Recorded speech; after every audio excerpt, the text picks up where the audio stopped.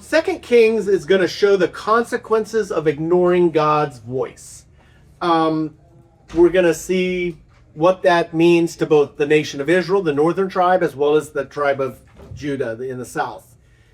Because we already went over this information like in First Kings, because as we've said, this is just one scroll, right? In the Hebrew Bible, this is all one scroll. So the same unknown author of Jeremiah and other prophets, it also applies to Second Kings. There's 25 chapters in this breakup, and like I said, we'll go through, I think, 12 of them today. The time period's the same as First Kings. It was probably written in the Babylonian captivity period. The theme is truth ignored follows judgment of God. So, which is why I picked the single word for this book is judgment. And why I did that, there's a lot of good stuff that is uplifting and encouraging, mostly focused on the prophets, not necessarily the kings we'll cover. The word judgment for this book is appropriate because both Israel falls into captivity with the Assyrian army, and they come down there and take them in 722 BC, and then 135 or 6 years later, Babylon comes and conquers the southern tribe of Judah and takes them into captivity. Both of those events happen in the book of Second Kings. So it kind of ends like that way before we go into Ezra and Nehemiah after Chronicles to rebuild the wall and stuff. So this is going to be, judgment is appropriate for this book. You've seen this before. These are once again the northern tribe. There's 20 kings in the northern tribe, all of them evil. In the southern tribe, there's 19 kings and 1 queen. We're not going to make it very far. We're going to see, well, the death of Ahab has already occurred last week. We're going to see Ahaziah, his son, which doesn't reign very long, and then Jehoram, and then Jehu. It ends there. So we don't go through a lot of kings here. And then same thing on the other side. We go through Ahaziah, Athaliah, the queen, Joash, and I think we enter Joash in here in chapter 12. It'll take it further, and then next week when we go through, we'll finish all the way down all these kings next week. So next week we'll go through a lot more kings than we do this week, because this week's a lot of prophet stuff, which I kind of like, which is why I kind of slowed down this week, because it's just amazing how many good stories that are in here. These are the 4 major things that are going to happen 1 through 12, chapter 1 through 12. We're going to have the passing of the mantle from Elijah to Elisha, and then we'll have the mercy before judgment. Elijah's going to have a series of prophecies that he's going to be doing. God intervenes in this, and then a glimmer of the judgment, but the faithfulness of God before the judgment. So those are kind of the things we're going to go through here. We're going to start right out here with chapter 1, verse 1. Notice it says, after Ahab's death, Moab rebelled against Israel. And that's all it says. Verse 1 is that statement. And we don't address it for another chapter or two. It's going to be addressed later on. But it's stated here. Remember, Ahab last week went down with Judah's king, and he disguised himself because he knew that the king of Aram wanted to kill him, or Assyria wanted to kill him, and then a random arrow went in between his armor and pierced him, and he died on his chariot, fulfilling the prophecy that his dogs were going to lick up his blood and stuff. So he's dead, and now that he's dead, Moab's saying, well, we'll get into that. Hold on to that thought, that statement, because we're going to address it later. And now it says, now Ahaziah is his next born. So it's the oldest son of Ahab. And he falls through some lattice and gets hurt. Just like his dad, unfortunately, he doesn't go to Yahweh, the God of Abraham, Isaac, and Jacob. He sends some people out to Beelzebub. Beelzebub is an interesting demon as we know it, but a god that they're worshiping. In their days, it's a local Babylonian god. He's the Lord of the Flies. There's a book about that, but it's different. But he is the god of the flies, which is kind of weird. But by the time Jesus gets in, remember the Pharisees actually credit Jesus's miracles to Beelzebub. He does his miracles by the power of Beelzebub. Beelzebub is going to kind of take on the persona of Satan himself. But the worst thing is that Ahaziah is sending his prophets to get information from the prophets of Beelzebub about whether he's going to live or die. And the angel of the Lord comes to Elijah and says, intercept them and ask them, don't you have, is there not a God? Well, in fact, the exact same it is it because there is no God in Israel that you're going to consult Beelzebub, the god of Ekron? And he meets those guys and he tells them, because of this, he will not leave this bed. He's going to die. So they go back to the king, and the king says, why are you back so early? Because there's no way you had a chance to go all the way down there and get the message and come back. And they say, a man met us. And he says, a man met us. And this here in 5:8 is basically the king saying, who is this man? And they just describe him. They don't have to say who he is, but they describe him. And I like it because when I was reading this down here in 8, it says, they replied, he had a garment of hair and had a leather belt around his waist. And the king says, that was Elijah the Tishbite. And it reminds me of Newman and Jared. Newman. Hello. I think my mind went kind of warped there, but he knew Elijah. He didn't go to Elijah. He knew Elijah was a prophet of God, but he didn't go to Elijah, right? He went to his gods of his false prophets. So he wants them to send. He's fierce. So this picture I did is kind of out of place because it actually has Elijah telling him the story. But right now, take him away and picture the 50 prophets he sent for the message. Elijah told him the message. They come back and tell him that. And now he's going to say, go get them. So he sends a commander and 50 other soldiers with this commander to go to Elijah and get him. And the king wants to question him. And we're going to see this pattern here, though, 3 times. The first time, the commander comes with 50, and there's too much scripture to put in here to say it all, so I'm just going to tell you. The commander goes to Elijah and says, man of God. He goes, he goes, man of God, the king says, come down here. And Elijah's reply is, if I'm a man of God, may fire come down from heaven and consume you and your 50 men. The fire fell from heaven and consumed the captain and his men. This happens. This is going to happen where the king sends 50 and then 50 more and then 50 more. The first 2 happen just like this in the scriptures. They come, they say the same thing, the second group of 50, and he says the exact same thing. Fire comes down from heaven and consumes the commander and all 50. The third captain of 50 that the king sends, he gets to him, and rather than saying the king demands that you come kind of thing, he falls in his face and says, my Lord, have mercy on me and my 50 men, And so he's very humble, and the angel of the Lord comes to Elijah and says, it's okay. The third time he says, it's okay, go with them. So that picture I showed here is actually with Elijah returning with the third group of 50 men. Anyway, so he goes in there and but he tells them the same thing. So the same message that he sent the king's 50 false prophets to tell him, Elijah tells him too. Because of your sin. And you remember in the Bible, it's not mostly the actions of the people that are being judged on, it's their heart. And his heart was wrong all the way, right? He did not even think of going to God. He was putting all his trust, is what we would say, in the world, not in, and it's satanic, but not in the one true God. So he finally goes there, but he tells him, you're going to die. You will not leave your bed. And he does. So he dies.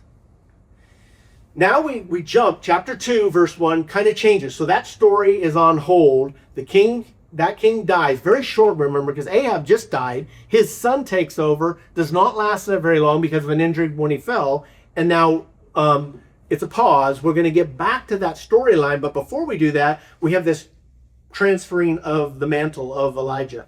So Elijah meets Elijah. Remember, we met him last week when he went to, and Elijah was plowing the field with the oxen, and he threw his cloak over him, which was a symbolize of, you're the next prophet that's going to be after me. So now he's his mentor, and they're traveling around.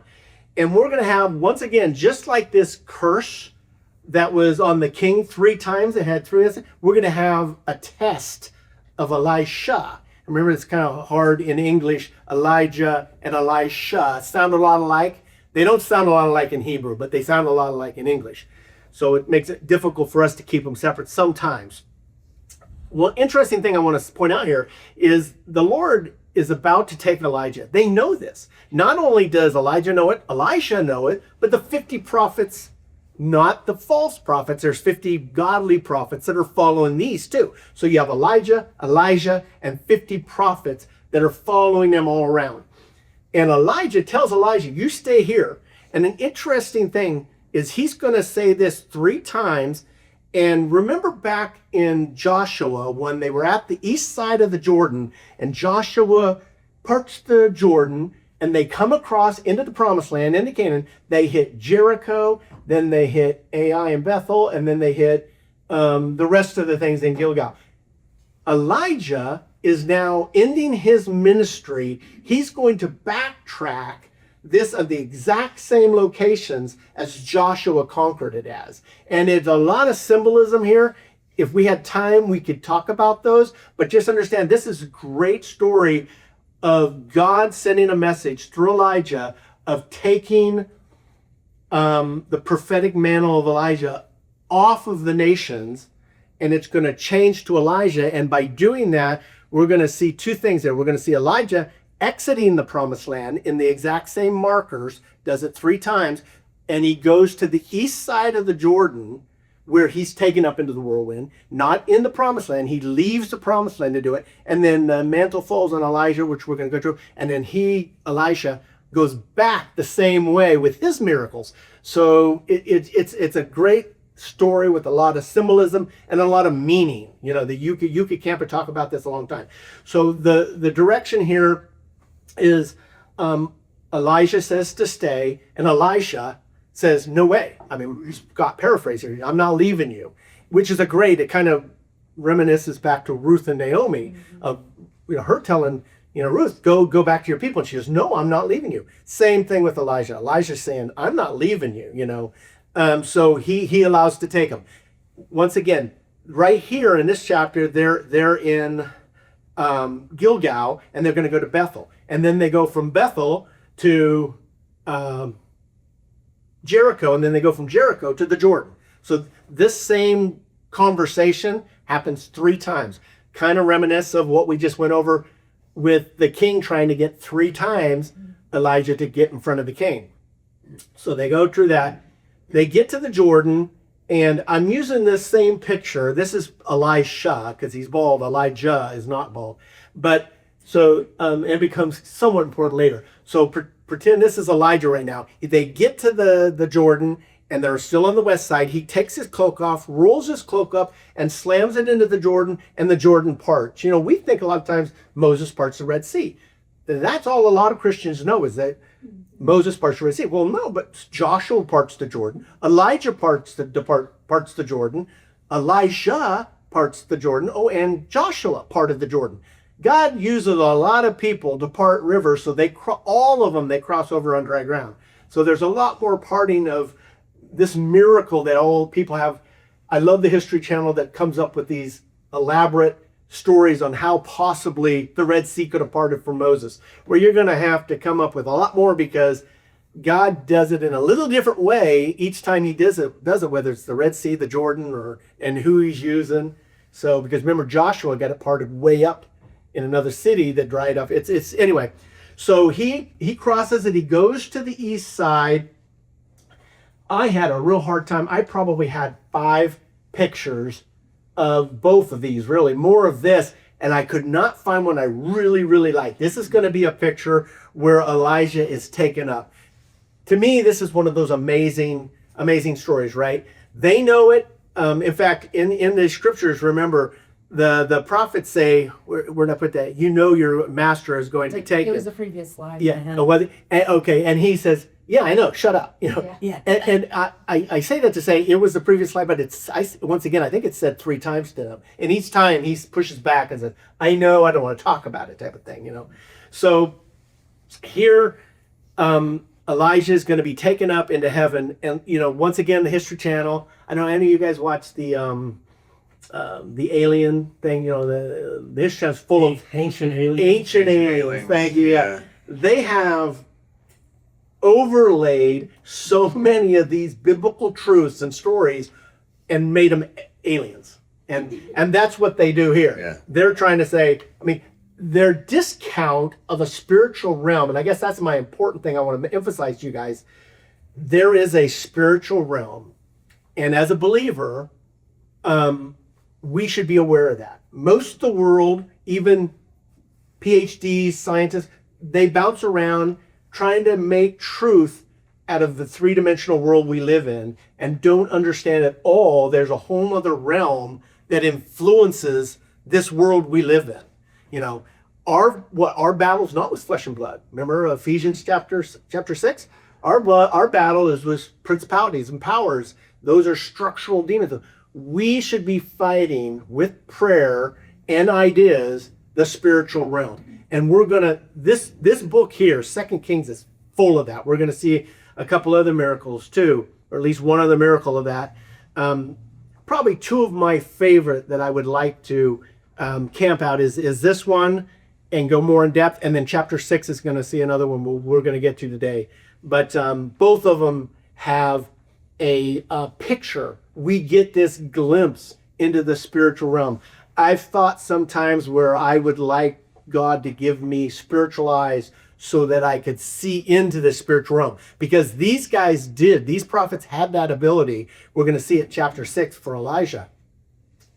But then I think about it, well, you know, I've had times where I've been in a tent revival and I just could feel the Spirit. I could feel God there. It was thick with God, you know, with His Spirit.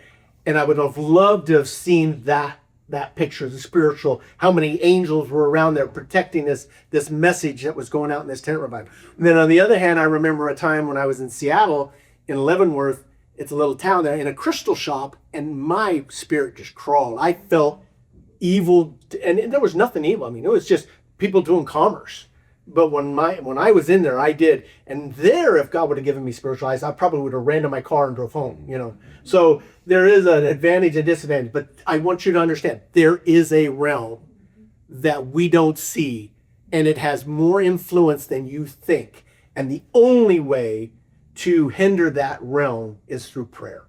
You know, we need prayer warriors. We need people on their knees. We need people praying for God to build hedges of protection. And so this is more than just a story, and it's a great story, albeit, but this is also insight. Okay, so Elijah is taken up in a chariot of fire, the horses of fire, and he just disappears. And when he disappears, his cloak, I didn't tell you, but in those 3 times that Elijah kept telling Elijah, you stay here, at the end of it, he asks him, in fact, it's right here, isn't it? So, what can I do for you? And he asked, let me inherit a double portion of your spirit.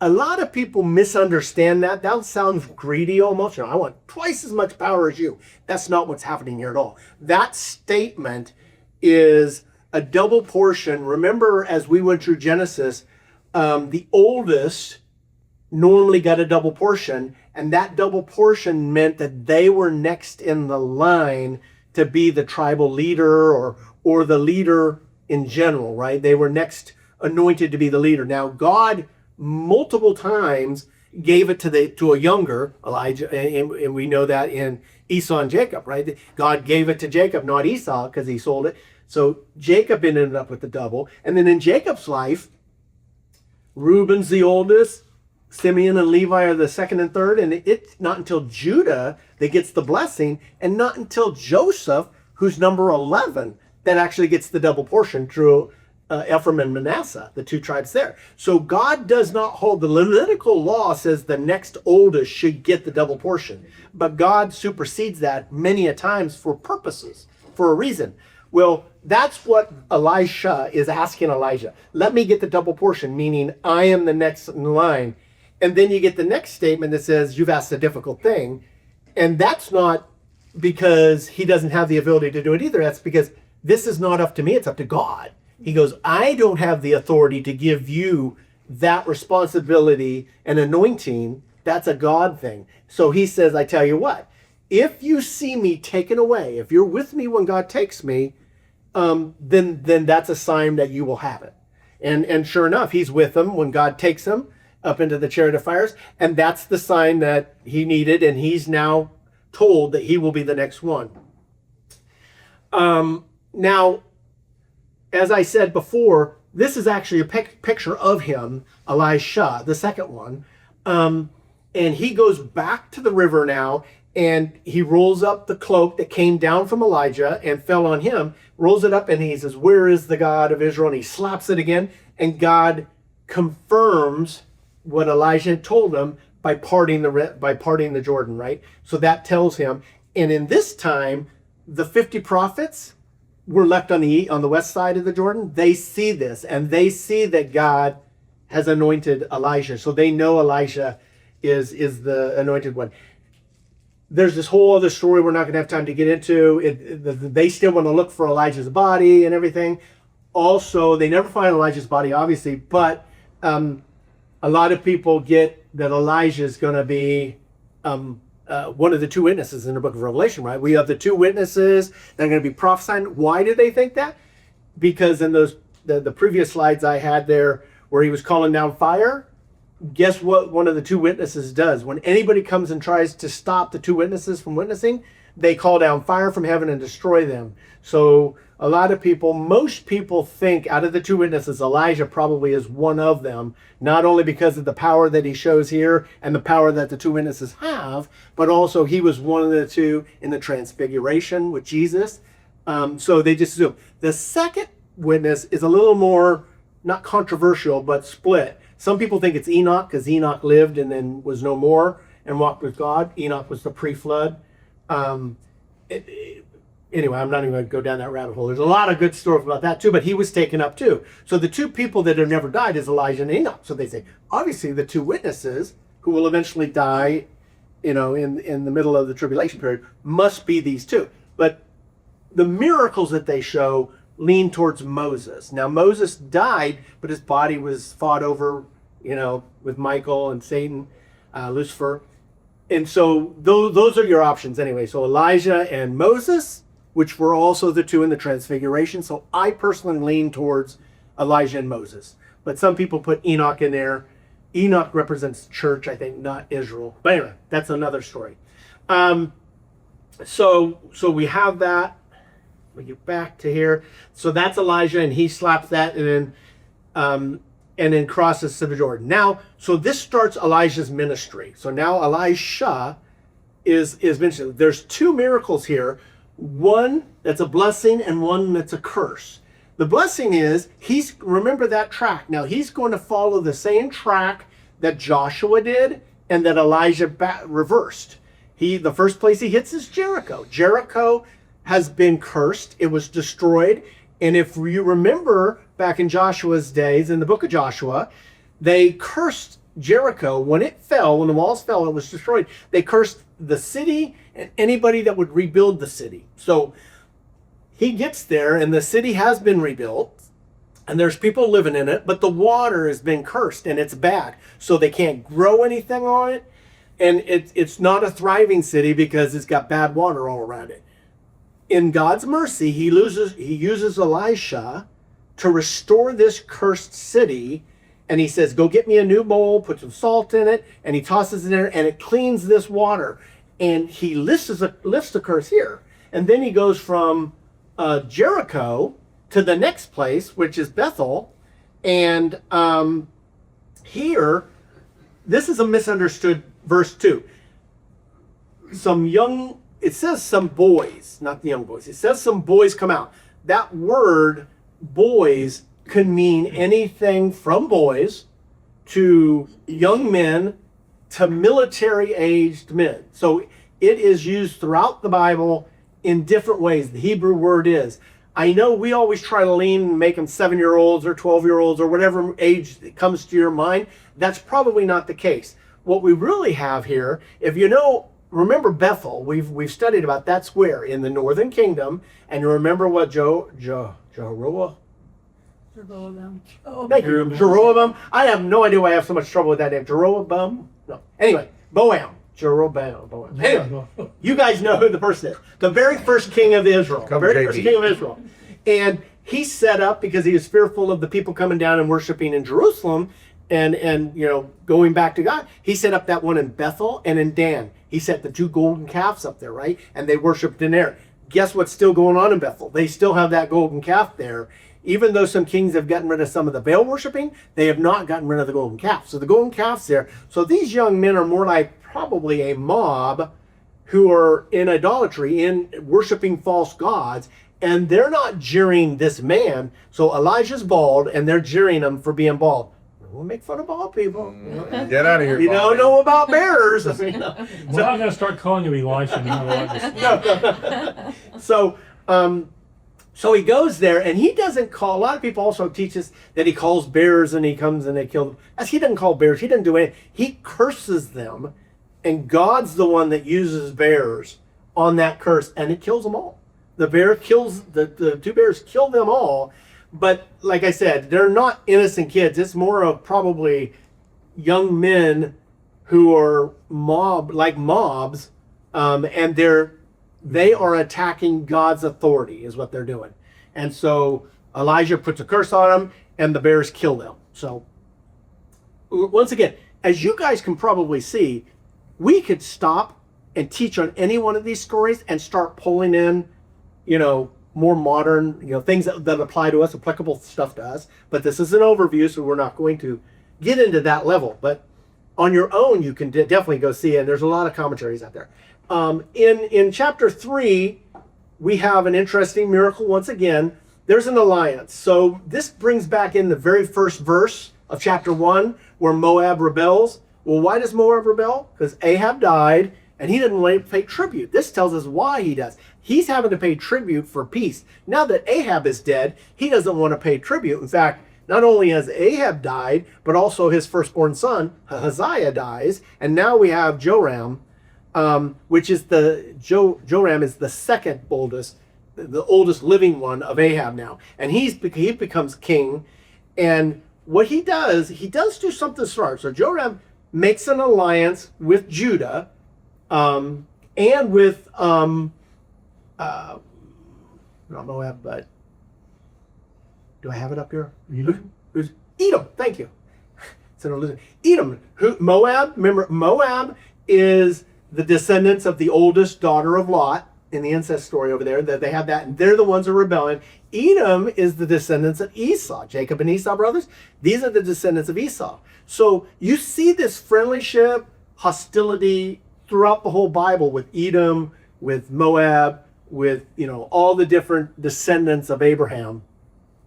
So he makes this alliance, and they go and they do battle. The battle's going fairly well, and all of a sudden, because there's a drought going on, because Elijah has a drought on the territory, they run out of water. And they go, in the story, if you're reading it, where do you think Joram wants to go for advice? He wants to advise. Which prophets does he go to for advice? The bad ones, right? The wrong ones. Well, luckily, because he has an alliance with the southern king said, no. We have gods here in Israel. Let's go to Elijah. And so they go to Elijah, and they get advice because of the southern king who does that. So they get this alliance. They go, and Elijah says, I will create water for you tomorrow when you wake up, and I won't have rain or dew or anything. There'll be raw water. So that next morning they wake up, and sure enough, there's water in the rivers. The rivers are flowing with water, but there was no rain. So they have their water miracle, and at the same time, the king of Moab sees that, and whether it's gone or not, he thinks there's blood. He thinks the three alliance, the king of Judah, the king of Egypt, and My mind is gone. Edom have fought each other. They turned on each other, and it's blood in the water. He doesn't even question why there's water. There's blood in the water, so he attacks them. Well, there's no blood in the water, and he made a big mistake. He goes up there and attacks them, and then they end up winning that. So with the miracle providing them water in this town, also is a strategy. God uses that strategy to deliver them from Moab as well. So now we're going to get into this story here. So this is a widow, and her husband was a prophet, and he died, and now they were in debt, and so the debt collector is going to come and put her 2 boys as slaves. That it gets into the whole thing where you have to work off your debt, and you do that by servitude. It wouldn't be slavery, but it would be servitude. And she comes and pleads with Elijah and says, my husband was a godly man. He served, as a prophet of God. He died, and now they're going to take. So this is a great miracle here. He goes, what do you have? And she goes, I have a small jar of oil. And oil, of course, represents the Holy Spirit, but it also represents the livelihood of Israel. I mean, they used oil for everything. And he goes, okay, go out and gather as many jars as you can gather. Don't limit yourself. Get as many as you can, and then pour the oil into those jars. And of course, as we know from the miracle, she pours and pours until every single jar that she had the faith to gather were filled with oil. And then she goes back to Elijah and tells him what happened. And he goes, good, use the oil to pay off your debt, and use the rest of it for you and your boys to live. A miracle of God sustaining us even when it looks like we have nothing to sustain with. Great story here too. There's going to be a series of these that Elijah's going to be doing, establishing his authority to God. The next one is going to be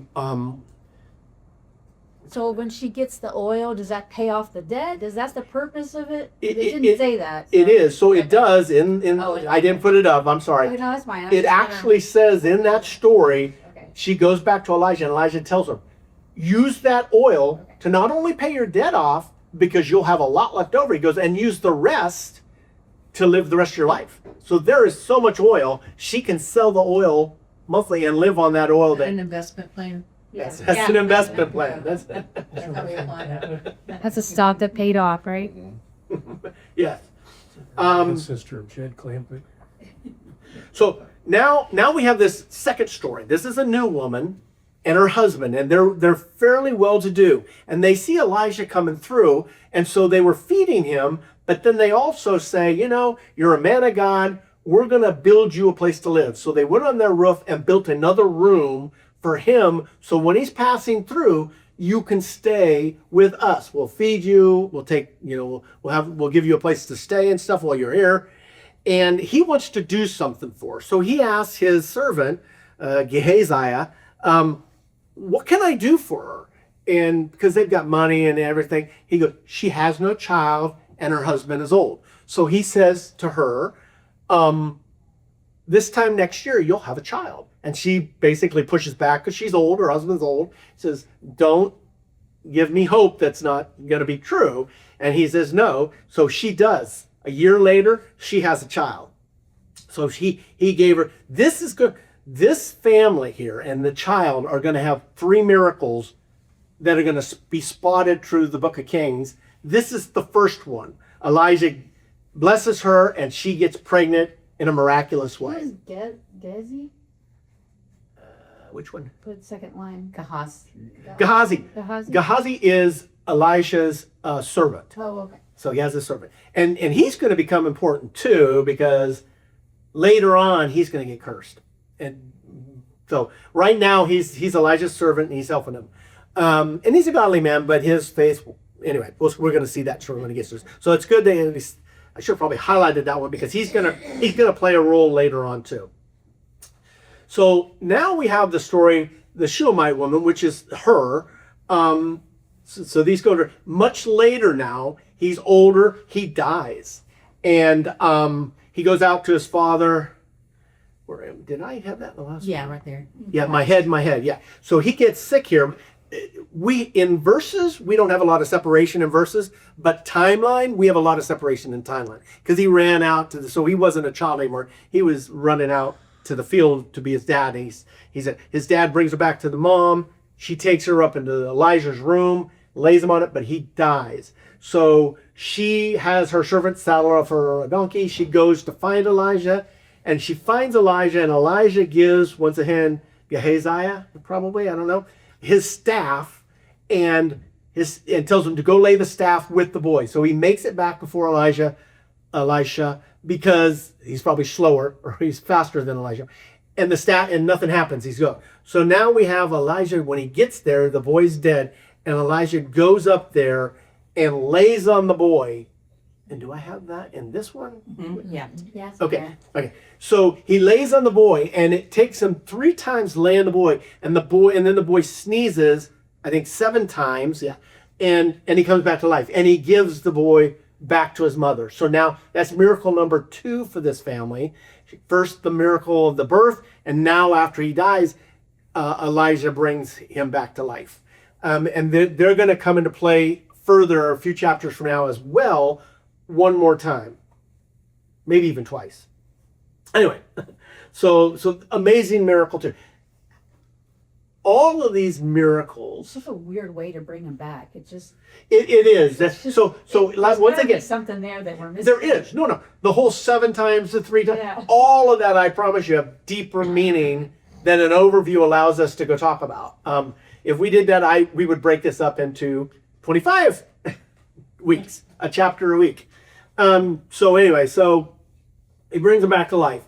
Now we have the next miracle that he does. You remember those 50 prophets that are following him around? He tells them to go make some food, go gather some herbs and stuff like that, and make a pot of stew. So they do. The guy that's doing it picks up herbs and stuff, but he also picks up a bunch of poison weeds, more or less. Throws it in the pot, and he's fixing it and everything like that. It's done. He starts to serve those prophets, and they say it's poison. And they go to Elijah and said, we're going to die. It's poison. So he tells them, okay, go and get me some, how did he fix this one? Pepto-Bismol. Flour. Pepto-Bismol, yeah. Give me some flour.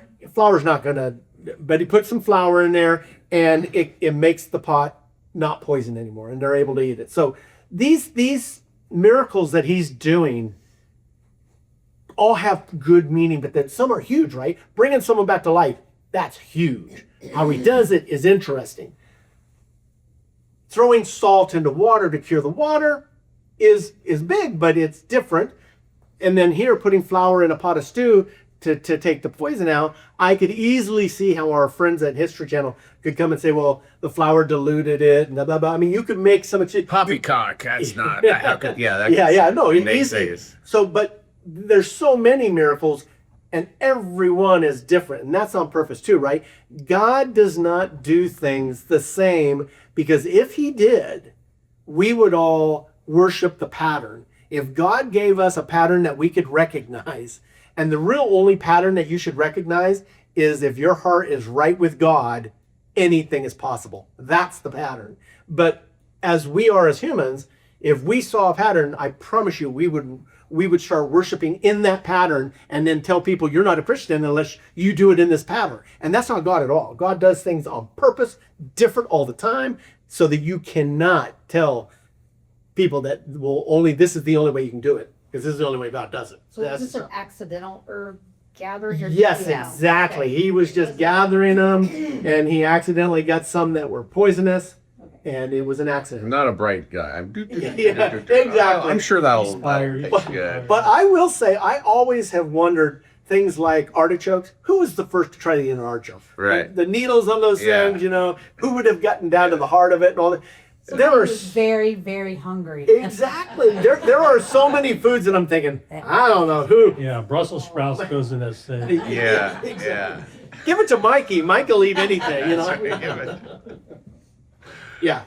But you're right, because if you went by pattern, he would have thrown salt in there because salt made it Right. water pure. Exactly. So- Yeah. But he was listening. And if you're worried about getting poisoned, just put flour in every time. Yeah. Just put flour in there. No, it was just that one time. Yeah. It goes back to the same issue with I've always said I wish I had a map Yeah. of my life and God just gave me the map of what decisions I'm supposed to make at these major points in my life.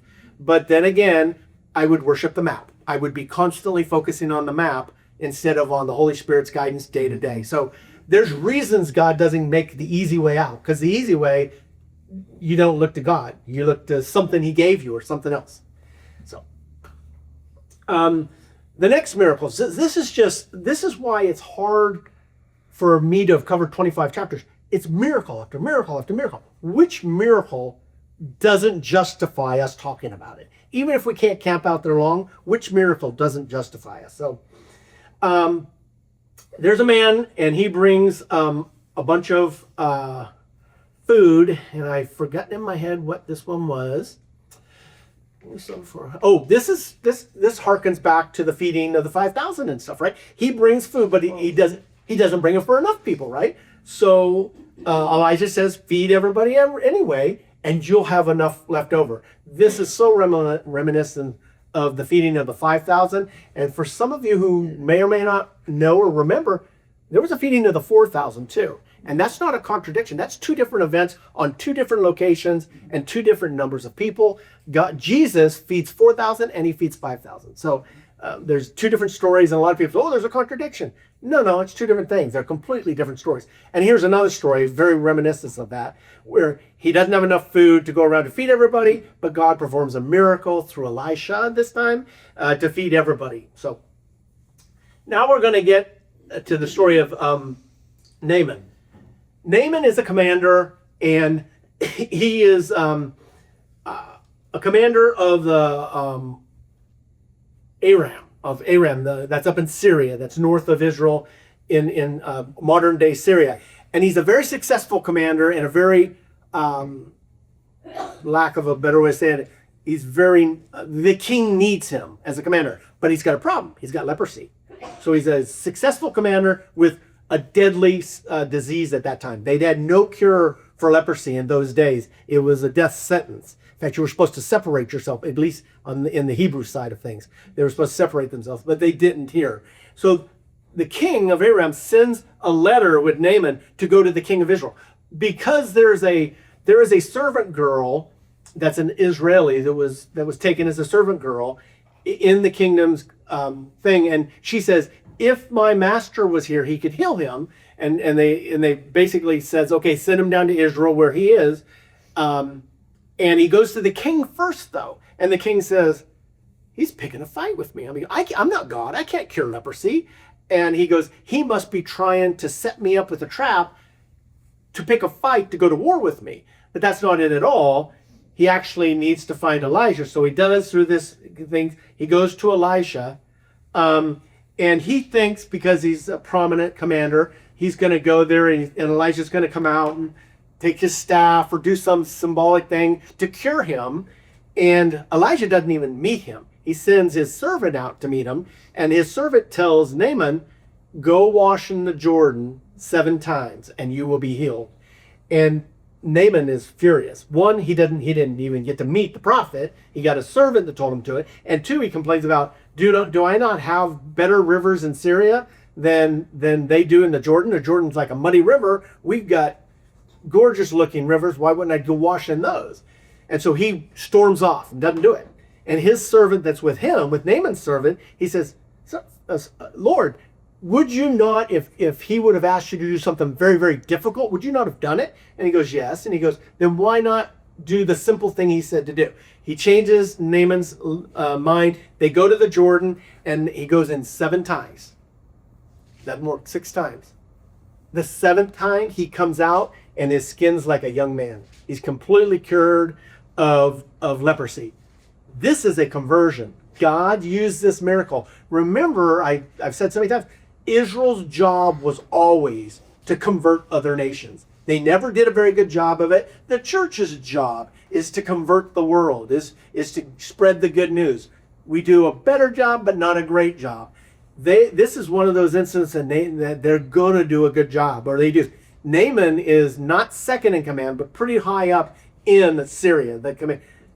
He's going to say, now I know there is no God in all the world except for in Israel.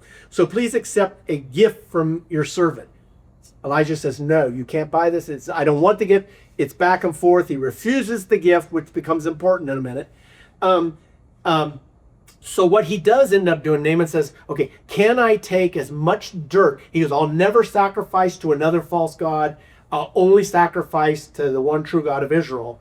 Can I take a couple loads, as much as 2 donkeys can carry of your dirt, so I can build an altar in my home? And Elisha says, yes, you can do that. So that's the settlement. He does it. He leaves. This is where his servant, forgot his name already, but remember the one that was hard to pronounce? Or you said, who was he? Oh yeah, Yeah. Gilgal. He's the same servant now still.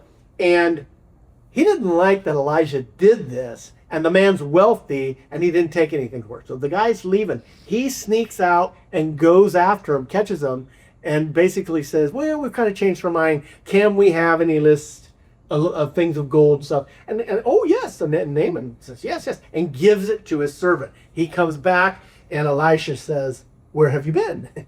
And he lies, and Elijah curses him, and he gets leper. So he ends up getting the leprosy that Naaman was cured from. So it's lots of application in these, right?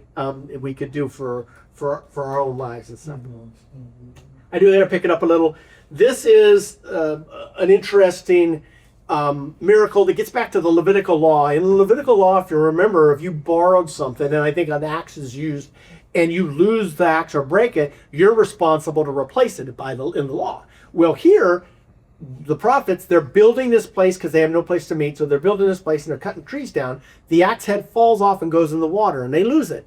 And so he's worried. This prophet doesn't have the money, the means, because axes are made out of iron, and it was expensive.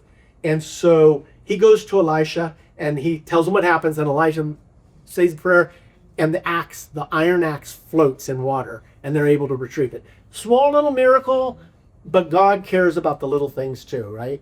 This man to the man, it was a big problem because he didn't have the means to fulfill the law that would require him to replace this iron axe. So Elijah fixes that by having the iron axe float. Here's another, this is probably one of my favorite stories in the Old Testament. So you have Elijah. Now you remember there's a drought, and you have the king. What's going on here? I'll try to tell fast, but the king is fighting against Israel and the alliance. And every move the king makes, the Israel knows and is there to set up an ambush and do it. Every time he does. To the point where he says, who's the treasonous person in here? Who's telling them my plans? And they said, none of us. Elijah, the prophet, here's what you say in your room, your bedroom. And he tells the king of Israel what you're going to do. So this sets up this thing. He says, okay, I got to defeat this one man. So he goes and finds out where Elisha is, and he sends this huge legion, this army, and completely surrounds this little house that Elijah and his servant is in. His servant wakes up, goes to the window, and is petrified because there's a huge Syrian army with chariots and men and spears there all around him. And he runs to Elijah and says, I wanted to read exactly what he said. When the servant... 15. Thank you. Oh, yeah. Oh, no, my lord. What shall we do? The servant asked. Don't be afraid, the prophet answered. I love this, those who are with us are more than those who are with them. That's a man who sees the spiritual realm. He's not even out of his bed. His servant's the one seeing the problem. And Elijah says, don't worry. And if you're the servant and you see this Syrian army around you with chariots, and your master tells you, don't worry about it, we have more than they have. And they go, there's 2 of us, What are you talking about? And of course, Elijah prays this prayer that God would open up his servant's eyes. And all of a sudden, he sees these fiery chariots all around the Syrian army, surrounding the Syrian army. And then Elijah continues the prayer and tells God to blind that Syrian army. So God blinds the Syrian army. And then Elijah goes to him and says, you have the wrong trail, you have the wrong path, you have the wrong person. I'll show you how to get to the person you're looking for. And he leads that whole Syrian army right into Samaria, the capital of Israel.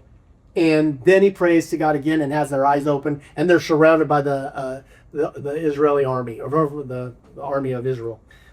It's an amazing story of God giving a victory to them, and once again, insight to where a real battle is, and just the fact that there's a spiritual realm that we need to be aware of and fight against. Now we get to this. So remember, there's a famine, and the reason the king's trying to get to Elijah is because there is a famine. I almost did not even tell this story, but so I'm going to just kind of go over it to let you know it's there. There's these two women, and it's bad. I mean, you can read a donkey's head will sell for 80 shekels of silver. There's no meat in the donkey's head. I mean, you're buying stuff this is super inflation, right? Food costs outrageous amounts. These two women both have a child, and they make an agreement. The one woman says, let's eat my child today, and then we'll eat yours tomorrow. And they do it. And this shows you that God doesn't condone every story that's in the Bible. And this story is in the Bible, but God's not condoning this. But they did. They ate her child. And the next day when they wanted to eat the other woman's child, the other woman hit her child. So now the king's walking around the wall, and the king doesn't know why she's coming to his presence. He goes, what do you need? And she basically tells him the story, and he rips his clothes and sackcloth because he doesn't have any food. He has no way to help him, and so it really just shows you the condition that they had gotten themselves into. And remember, they're in this condition because they're worshiping other gods. This is Israel, right? This is Israel, the northern tribe of Israel. They're in this because they're worshiping false gods, not the one true God. You think they changed their ways, not go to these means, but they don't. This does not change their ways either. It's cold in there. We I- turn that thing on. Yeah, turn it down. It's freezing. It's 69 degrees. Well, turn it to 71. Turn it up to 71.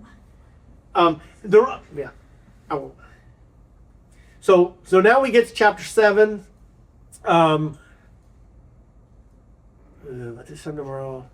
Okay, this is Elijah telling the story. So remember, they're in this drought, and we just saw the condition, cannibalism,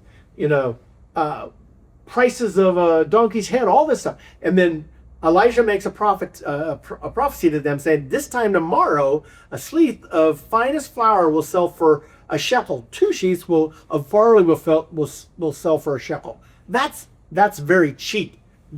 And the commander, under the king says, that's impossible. Even if God was to open up the floodgates of heaven and rain all this up, land does not have the time to grow stuff in order for all this to happen. We have no food anywhere, which sets up the thing for a great miracle here. We have these 2 leopards, and these 2 leopards are starving as well, and they have leprosy, so they can't even go in the normal commerce of things. And they know that the army of Israel is surrounded. We didn't get a lot into this battle that's going on, but they've got them surrounded. And the leopards basically say, let's go and turn ourselves over to the enemy. If they kill us, we die, but we're going to die anyway. And if they take us prisoner and feed us, we'll have food. So they come up with this deal, and they go there. And when they show up, God had done a miracle and caused the army to hear rushing chariots, and they thought they had gotten more people to come help them, and there were chariots coming on them. They fled their camp. They left their weapons. They left their food, everything. They just threw their armor down and ran. So it's a completely abandoned camp with all these supplies. Though these 2 leopards, they start taking stuff and hiding some of them. They say, we're not doing the right thing. Let's go tell the king and everybody else. So they do. They tell him it's there. The king first thinks it's a trap, and he makes sure it's not a trap because he thought they were trying to get him into the camp, and then they were going to attack him and kill him. Once they find out it was safe, they go in there and they start distributing the food. The commander that didn't have the faith actually is in charge of distributing it, and Elijah, and if I said it or not, I don't know if I said it, Elijah says because of his lack of faith, he would not see and enjoy the blessings of God's miracle. He's the commander that's supposed to distribute it all. They rush, they trample him, and he dies. So the prophecy comes true where God supplies all this stuff. Food is cheap again, and the commander that didn't believe it did not get to enjoy it. And I know my wife's looking at me like, I'm not very far into this, and I'm not. Hey, if you have to do it, get 3 weeks. Okay, this is, remember that lady that was wealthy, that was put the room up in her house. She was a miracle to have her child, and then her child died, and he laid on her, brought her back to life. He came to her and he says, okay, there's going to be this long drought that we're talking about for 7 years. Go away. So she goes to the Philistine territory and lives for 7 years. Now she's coming back, and 7 years gone, your land has been occupied now. Other people are farming, and so there's this whole story where Elisha's king, or Elijah's servant, is telling the king about all the miracles of Elijah. At the same time, she comes back 7 years later, and she has lost all her land. There's this coincidence that God sets up, this arrangement that God sets up to have Gehazi telling the king of all of Elijah's miracles, including the bringing her son back to life, the same time she comes to plead for her land. And the king asks, is this true? And she goes, yes. And Gehazi says, yes, this is my son that came back to life. And so that once again, this is the final miracle. God has the king give her all her land back, and not only all her land back that she lost for 7 years, but all the profit that was made on the land went to her as well. So she's blessed. And of course, this is blessings because of the way she treated a prophet of God. So it's a great story too. We're going to get back to this. What was I going to say here on this one? Oh yeah, Jehu is a king of, this gets us Jehu here. He's a king in the north. He's going to start out okay because Elijah tells his prophet to go in there and anoint Jehu as the next king because of the evilness of Jehoram.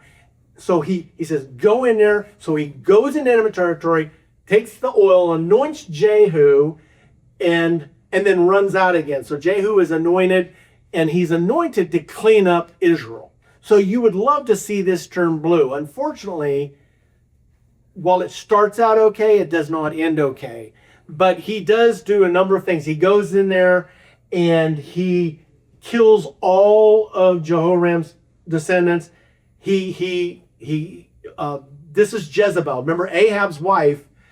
Ahab died, but Jezebel's still there. And she puts on her makeup. It's interesting that they talk about how she makes herself up.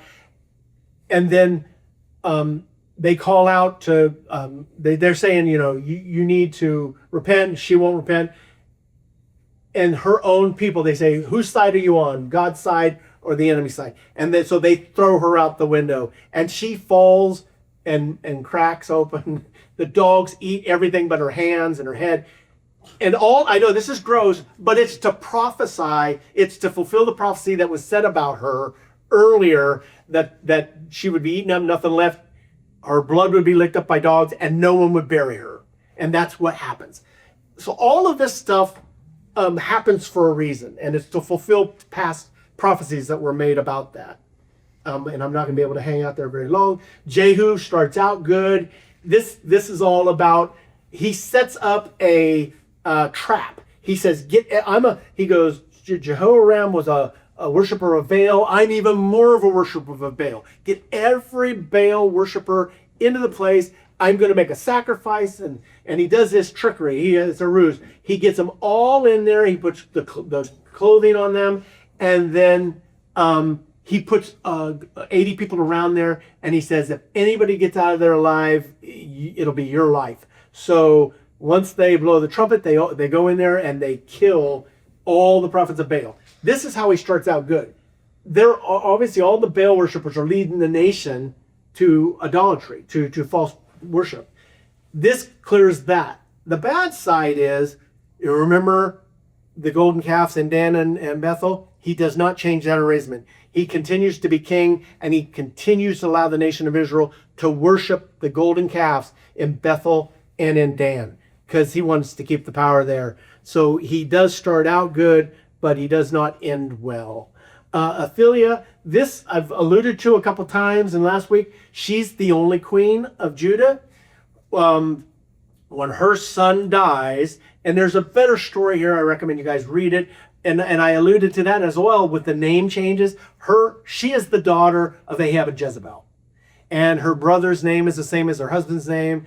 And anyway, but her son dies, so she kills every line of David. She takes over the monarchy and reigns and kills every one of David's descendants except for one. She doesn't know about him. They hide this boy in a room. It's pretty good height. They hide him for 7 years. So she reigns for 7 years, and the boy's maybe 6 years. I don't remember now, because the boy becomes 7. He becomes king when he's 7 years old, and he's a baby.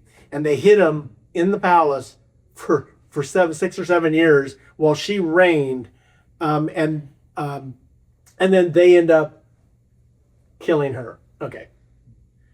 It wasn't very nice of her to do. No, it wasn't very nice. So So And- who was the son? The name? It didn't say. I said no. You know Wow. Go down. who the son was? Joash. Joash. Okay. yeah, July. Yeah. So in here, the chart that I had maybe last week that shows you the kings with the same name.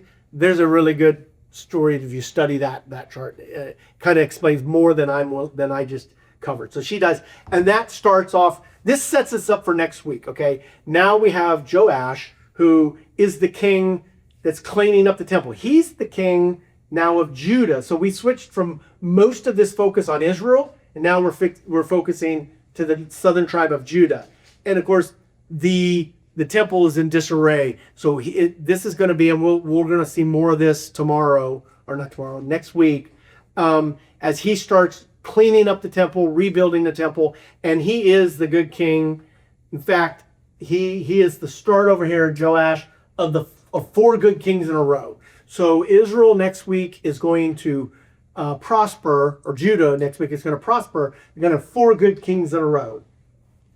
We're left here with Jehu as the king in Israel, and Joash as the king of Judah. Any questions? I know that was a lot. Or guys. roughly 100 years in, from 835 to 732, they have good kings. Yes, in Judah. No good kings in Israel. Next week, we're going to go from Jehu all the way to Uzziah. We'll see the nation of Israel taken by the Assyrians, and we're going to go all the way to Zedekiah in Judah, and we're going to see them taken by Babylon, by Nebuchadnezzar of Babylon. So it'll be a ride as well.